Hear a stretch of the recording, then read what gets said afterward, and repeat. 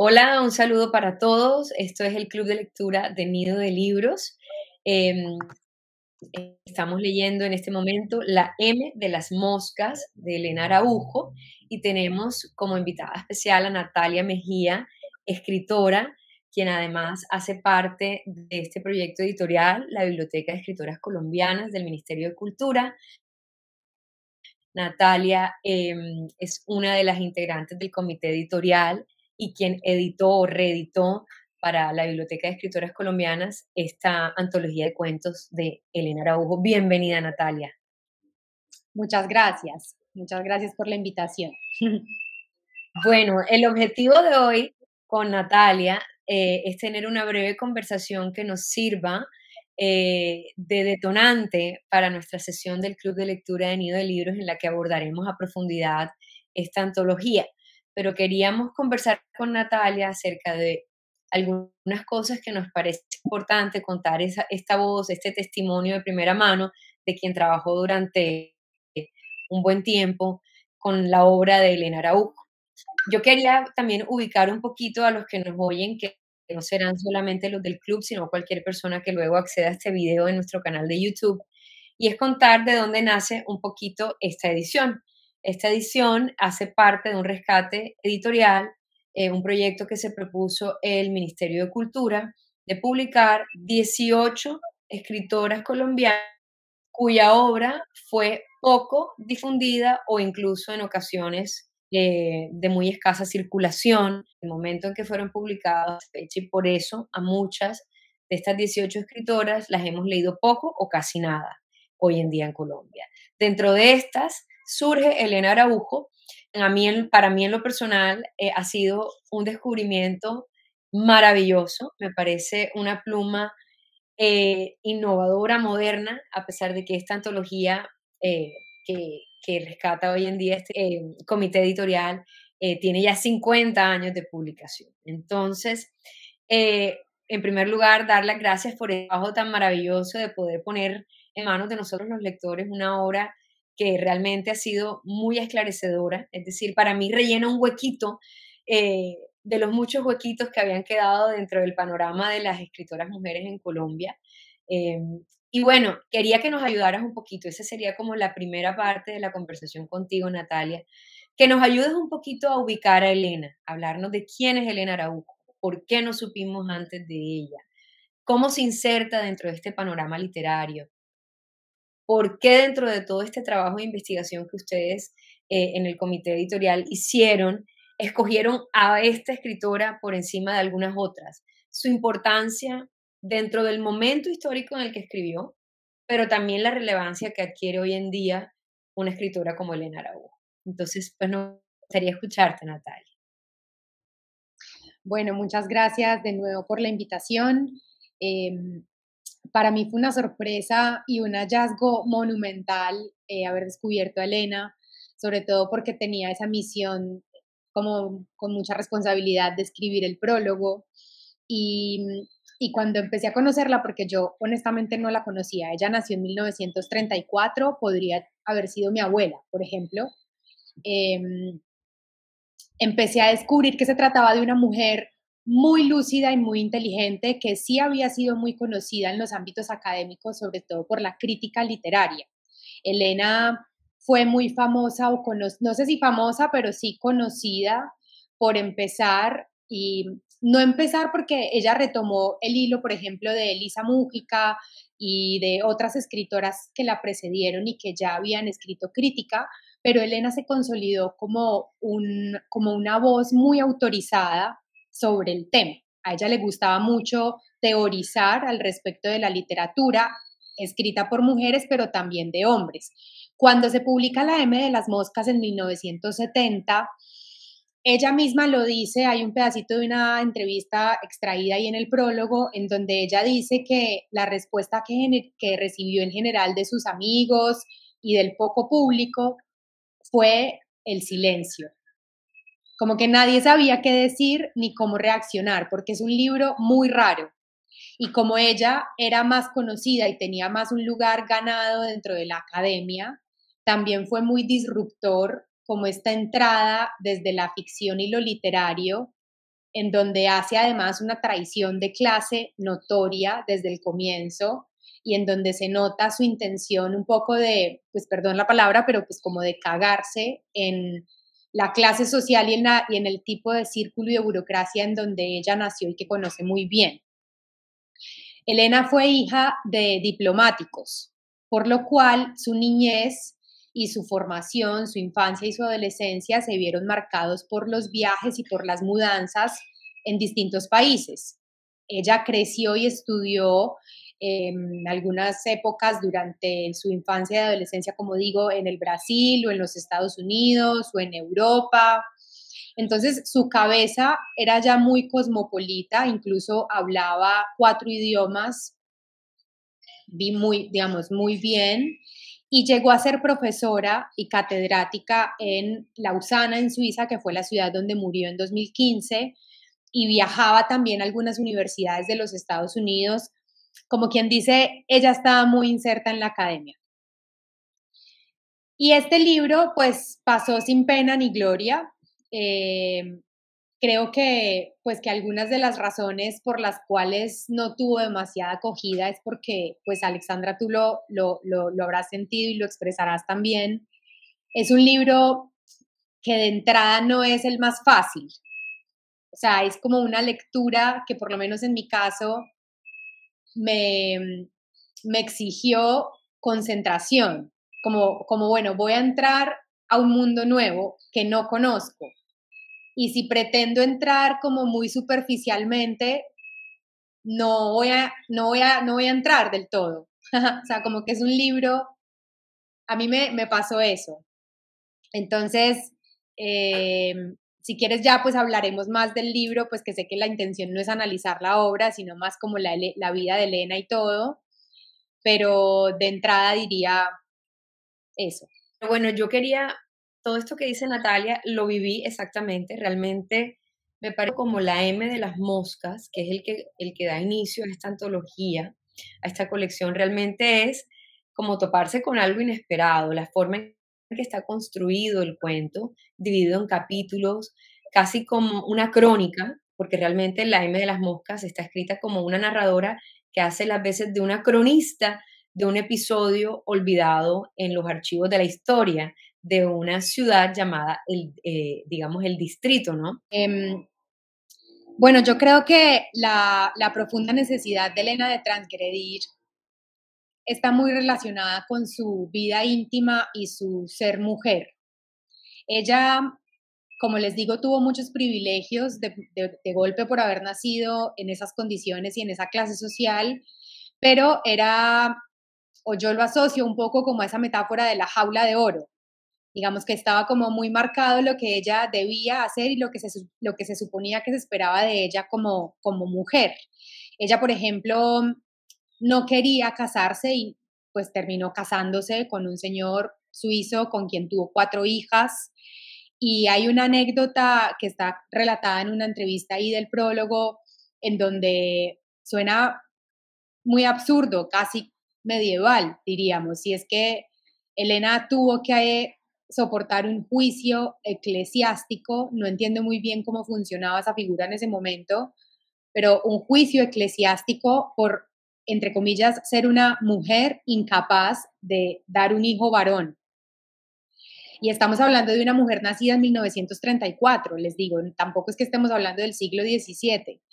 Por lo cual, creo que la profunda necesidad de transgredir de ella habla mucho de su posición como mujer. En otro de los grandes cuentos que hay en la M de las Moscas, en el Buitrón, está la historia de una dama divinamente casada con un diplomático, o sea, como muy en tono autobiográfico, que, que debe asistir súper engolada a un evento y ha perdido un hijo recientemente, y la forma como Elena relata la incomodidad que siente esta mujer cuando llega al cóctel y escucha los cuchicheos de las otras señoras que están hablando de ella, del hijo que perdió.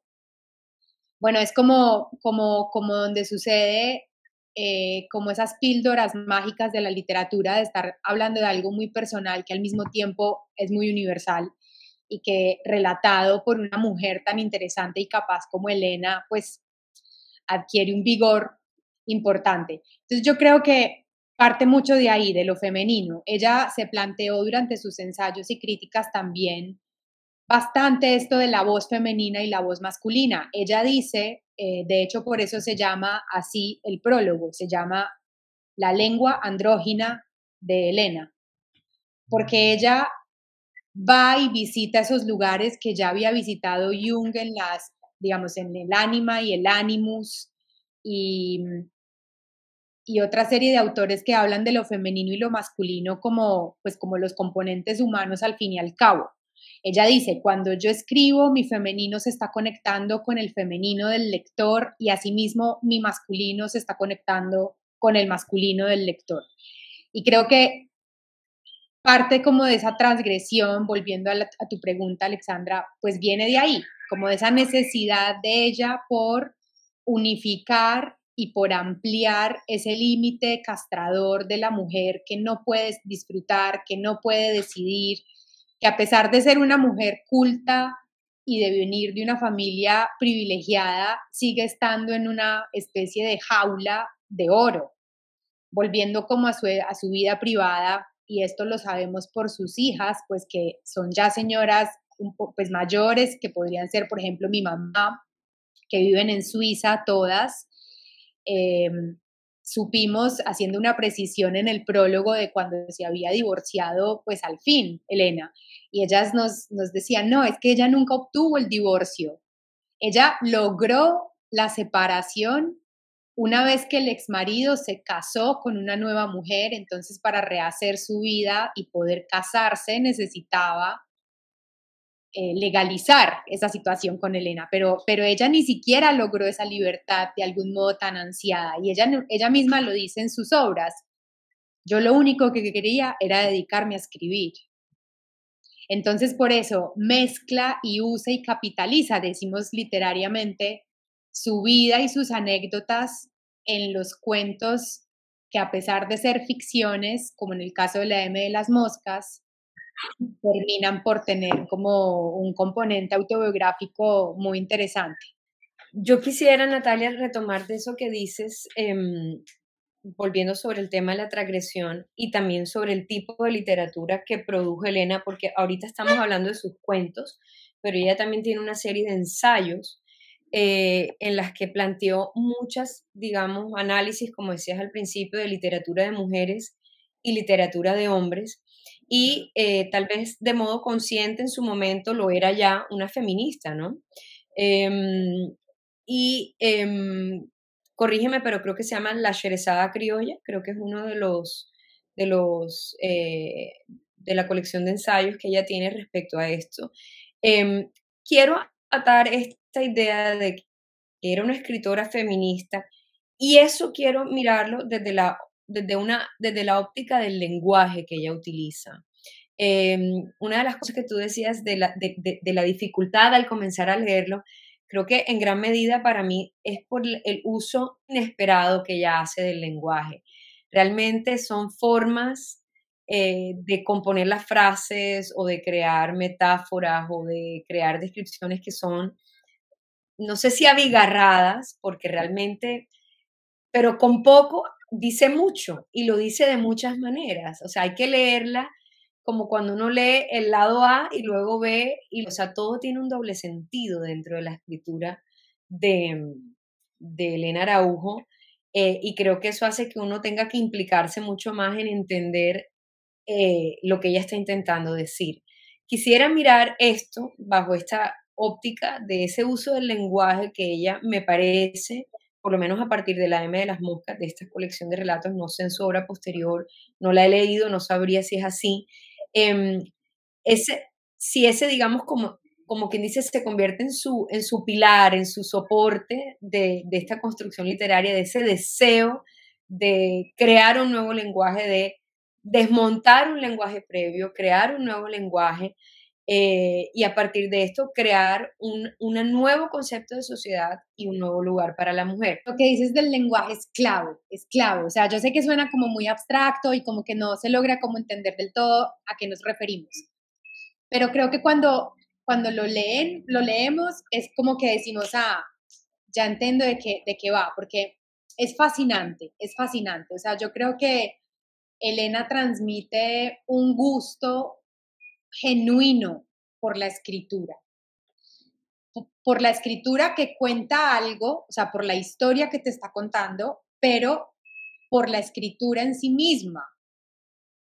Lo que tú dices, la estructura, la elección de las palabras. Como es una mujer tan políglota, hay muchas expresiones que ella trae de otros idiomas, pero las manipula a su antojo para decirlas en español, por ejemplo. Pero puedes reconocer que esa estructura viene más del inglés, esta otra viene un poco más del francés.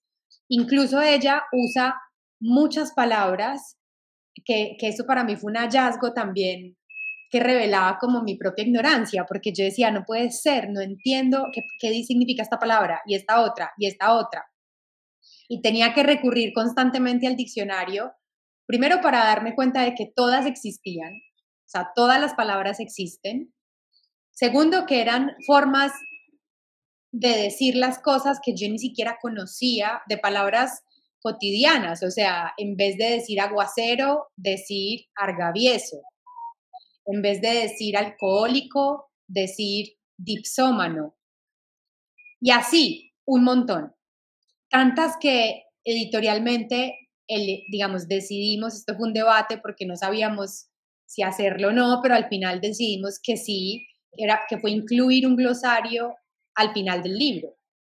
Es un glosario con aproximadamente 150 palabras, porque no queríamos que a los lectores les pasara lo mismo que a mí, que era como constantemente estar googleando qué significaban estas palabras. De golpe es más fácil ir atrás y decir, entonces bueno, eso hace que la experiencia de lectura sea muy particular, que es un libro, como, yo siento que es un libro para saborear, no porque sea difícil en sí mismo, sino porque es un libro que requiere como todos tus sentidos y tus pensamientos laterales para poder captar ese montón de matices, estos que tú estabas diciendo. Es como, no hay palabra puesta al azar. Creo que es muy concienzudo su uso y así entonces construye símbolos que van desde el distrito invadido por las moscas y todo lo que se maneja ahí, la podredumbre de la corrupción, de la prostitución, de la lucha de poderes, del abandono estatal, como grandes temas, pero nos los cuenta con una plasticidad desde las palabras hasta que el propio inspector que traen desde el extranjero a diagnosticar la situación habla en un mal hablado español, afrancesado español, y uno lo lee así. Es decir, uno lee el afrancesado español, se puede oír.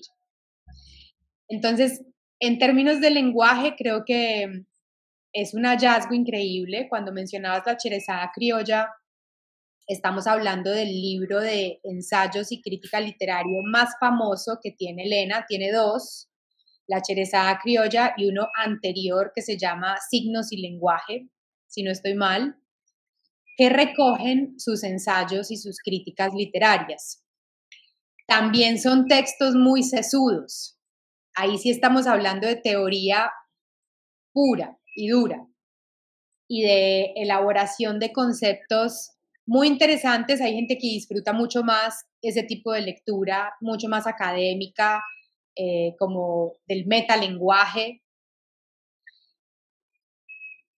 Pero en cuestión de la ficción, volviendo al tema de la M de las moscas, creo que no hay que asustarse frente al libro, sino que hay que disfrutarlo, no apresurarse, o sea, no, como no querer entender rápidamente qué dice o no querer leerlo así por leerlo, tal vez no. Creo que es un libro cuando de verdad quieras como sentarte, disfrutar y tener en tus manos un artefacto literario de otro mundo, escrito en nuestro propio idioma. Quizás en este cuento en particular, en La M de las moscas, uno de los atributos es la exageración, ¿no? Lo hiperbólico, que a partir de esta exageración de hacer verosímil lo inverosímil, es decir, como si el mundo se hubiese puesto al revés, donde lo normal es anormal y lo anormal es normal. Se apoya ella mucho en el lenguaje con recursos, digamos, discursivos para dar a entender este mundo que funciona de manera bizarra. Entonces, tratando de dar un ejemplo de a lo que quiero ir, y me corrige Natalia si no estás de acuerdo con algo de lo que estoy diciendo, en una parte dice así, y esto se repite, esta construcción de las frases es muy recurrente, especialmente en este cuento de la M de las moscas, que es la que le da el título a la antología. Están hablando de un barrio dentro del lugar en el que ocurre el cuento, el barrio Santa María, y dice, era un barrio con casas, escuelas, peluquerías, dentistería, carnicería, zapatería y floristería. Era un barrio, sí, de fachada tradicional, siendo que nada había más tradicional que las fachadas del distrito y nada de más fachada que las tradiciones. Entonces, ella normalmente, de un binomio de palabras, siempre las utiliza eh, en doble vía, ¿no? Fachadas tradicionales y tradiciones que son fachadas.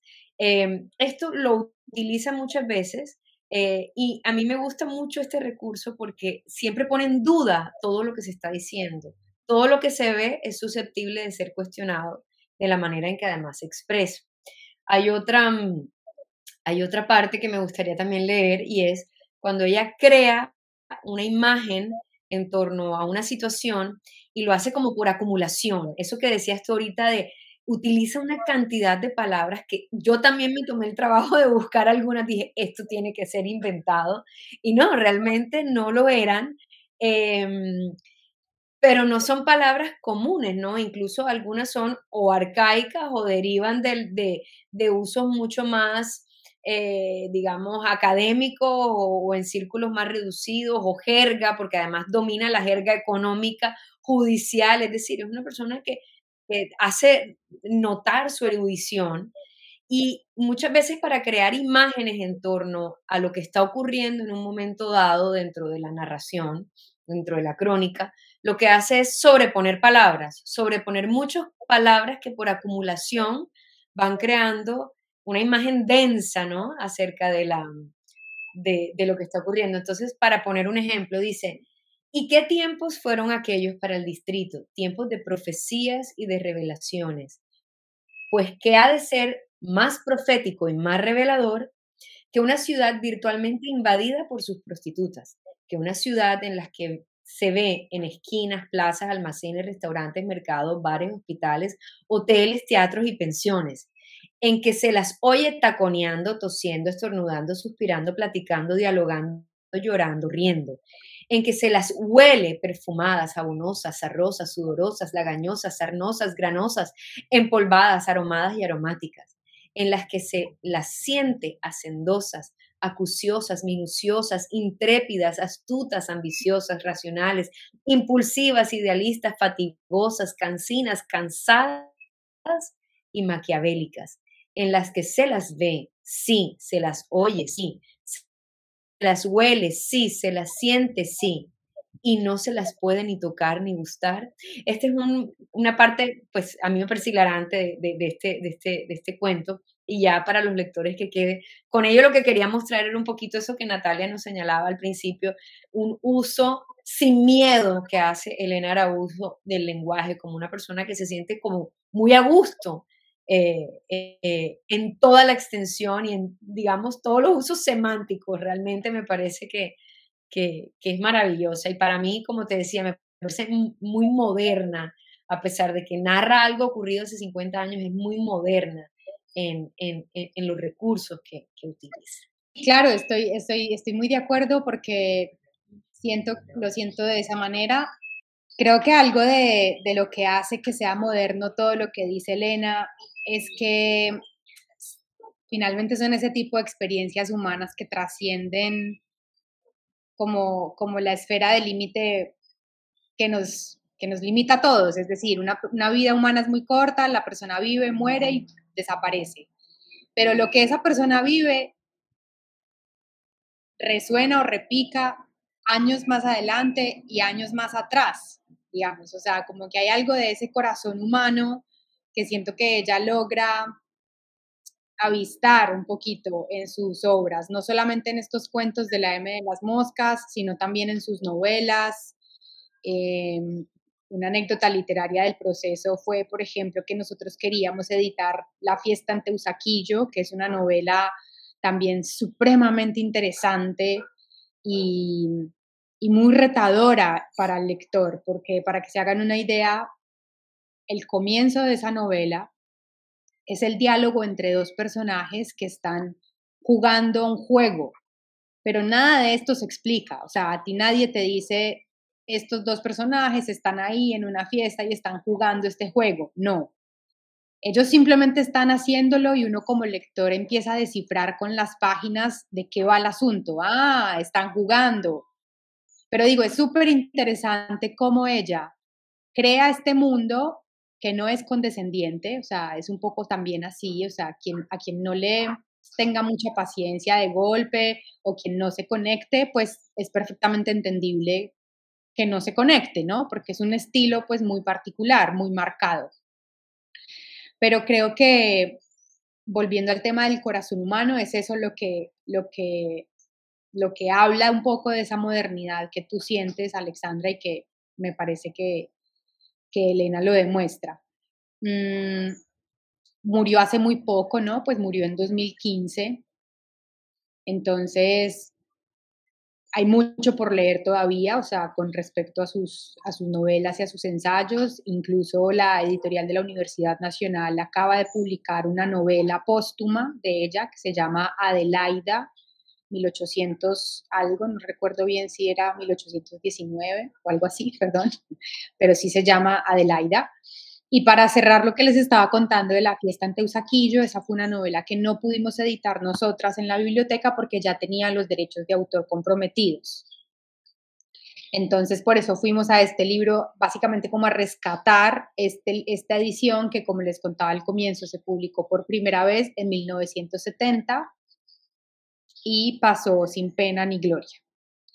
Eh, es una autora muy, muy generosa, muy interesante y creo que tiene mucho para enseñarnos al respecto de la escritura en sí misma, o sea, lo que decíamos, cómo usar las palabras, detenerse en ellas, buscarlas, rebuscarlas, combinarlas, como el uso del lenguaje en sí mismo es algo que ella hace y aprende uno más leyéndola que hablando de ello, pues, o sea, es una experiencia más como la invitación es para que ojalá pues quieran vivir esa experiencia y tener sus propias conclusiones de, pues, de este mundazo literario que construye Elena Araújo.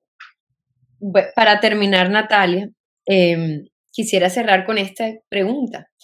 Pues aquí hemos hablado, digamos, nos hemos centrado más que todo en el cuento La M de las moscas, pero en el club también analizaremos Buitrón. Y realmente Buitrón es digamos, un cuento que sacude muchísimo, increíblemente, aunque narra la vida de una mujer hace 50 años. em, yo quería preguntarte un poquito si tú tuviste como esta experiencia con la lectura. Decir que Elena Araujo se me parece a otra escritora, creo que no, creo que no se me parece, pero sí siento que tiene una sintonía con otras escritoras que también hicieron tradición de clase, como lo dices tú, de modos distintos. Y me recordó mucho, mientras leía Huitrón, de alguna manera, a Marvel Moreno. Eh, un caso similar de una mujer que realmente, además, paralelamente, ambas se exilian, ¿no? Su escritura es desde el exilio, o sea, deben irse, como quien dice, de donde están para conseguir esa libertad para escribir. Em, y de alguna manera, en Buitrón, yo sentí que había algo allí que hermanaba a estas dos escritoras que no tengo ni idea ni siquiera si se leyeron las unas a las otras, ni si se conocieron. Cuando digo que se hermanaban era como en ese deseo de denunciar ese rol tan, tan, tan específico, tan limitante que tenía la mujer, bien unas en el distrito, llamémoslo en el distrito de Elena Araujo, o Marvel Moreno, en Barranquilla, en la costa, pero que de alguna manera revelaba un síntoma, ¿no? de disconformidad del rol de la mujer en un momento específico de nuestra historia colonial, llamémoslo así, o sea, donde todavía permanecen vestigios de ese colonialismo en el rol de la mujer. Em, ¿Tú sentiste que para ti hubo algún otro par o algún otro mujer escritora que hubieses leído colombiana, no colombiana, latinoamericana o digamos europea, lo que fuese, con la que sentiste esa, digamos, conexión con Elena Araujo?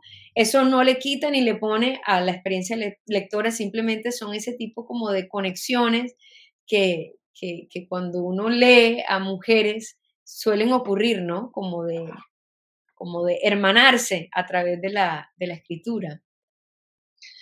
Sí, absolutamente. Incluso mientras decías, o sea, mientras te escuchaba, em, pensaba que o sea, como una forma muy gráfica que tengo de resumirlo es habiendo tenido esta gran oportunidad de conocer la vida y la historia de estas 18 mujeres que integran la Biblioteca de Escritoras Colombianas. Esa biblioteca está ordenada en orden descendente, valga la redundancia, es decir, desde la más vieja, que es Francisca Josefa de Castillo, que nació en 1761, si no estoy mal, finales del siglo XVIII, hasta Amalia Luposo Figueroa, que está viva, que es una de nuestras 4 autoras que está viva, que tiene un libro de cuentos ahí que se llama Mido mi cuarta y me paro en ella. Y Elena Araujo estaría como en la mitad, más o menos, o sea, de esos 18 tomos, desde la más antigua hasta la más reciente, el tomo de Elena es el número 12, si no estoy mal, si no me equivoco. Quiere decir que antes de ella hubo 11 mujeres que cada una tiene una historia distinta y no se trata de compararlas literalmente entre sí, pero lo que quiero decir es que cada una a su manera se impuso y traicionó a la clase que sea que haya tenido que traicionar para poder dedicarse a escribir.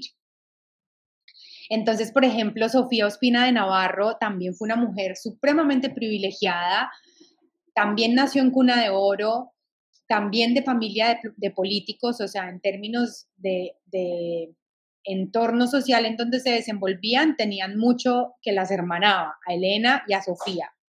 Y Sofía también escribió, y en una época en la que no se esperaba que las mujeres escribieran y además que no escribieran esas cosas. Sofía vivió el momento en el que se aprobó el voto femenino en Colombia, por ejemplo, cuando ya era una mujer grande, y ella en sus crónicas escribe diciéndole a las mujeres, salgan a votar, vayan a votar. A pesar de que ella era, como digo, por toda su familia y su linaje, absolutamente conservadora. También tenemos a Hazel Robinson, que es posterior a Elena. El tomo de Hazel es el 13, que también está viva todavía. Miss Hazel tiene 87 años y hace poco estuvo en Providencia con Pilar Quintana, justamente lanzando esta novela que nosotras publicamos en la biblioteca. Y Miss Hazel contaba que ella tiene unos hermanos, unas hermanas, no sé muy bien pues cómo es el cruce, pero el papá quería mandarla a las hermanas a los Estados Unidos y a Miss Hazel a Jamaica, porque Miss Hazel era negra.